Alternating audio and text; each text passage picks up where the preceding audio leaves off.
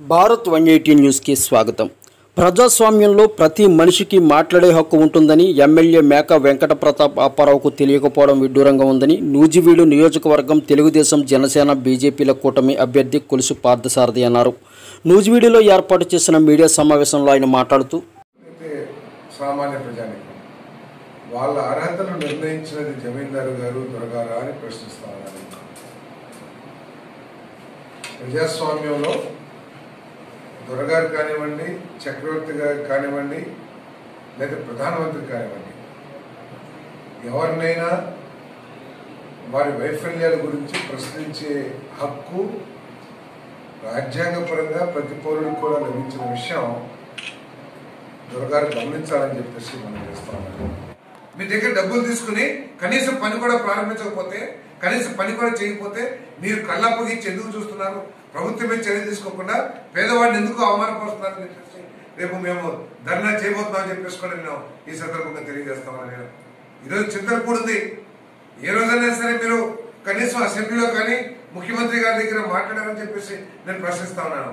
అది కూడా అవినీతి జరిగిందా?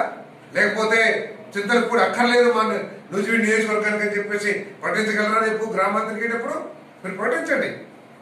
ఒకవేళ చింతలపూడి ప్రాజెక్టు మీ ఉద్దేశంలో, మీ ప్రభుత్వ ఉద్దేశంలో అవసరం లేదు, వృధా ప్రాజెక్టు అని కనుక మీరు భావిస్తే రేపు ప్రతి గ్రామంలో మీరు వెళ్ళిన చోటల్లో కూడా మీరు ఈ Chintalapudi project waste, Telugu Desam party వృధాగా ప్రజాధనాన్ని వృధా చేసి ఈ ప్రాజెక్టు ప్రారంభించిందని చెప్పేసి చెప్పమని చెప్పేసి నేను డిమాండ్ చేస్తా ఉన్నాను. మేము ఏదో చౌకలో భూములు కొనుక్కుని ఏదో భూములు అమ్ముకున్నాను.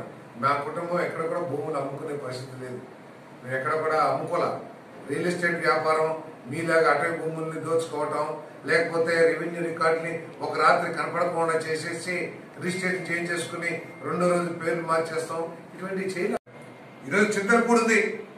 ఏ రోజైనా సరే మీరు కనీసం అసెంబ్లీలో కానీ ముఖ్యమంత్రి గారి దగ్గర మాట్లాడారని చెప్పేసి నేను ప్రశ్నిస్తా ఉన్నాను.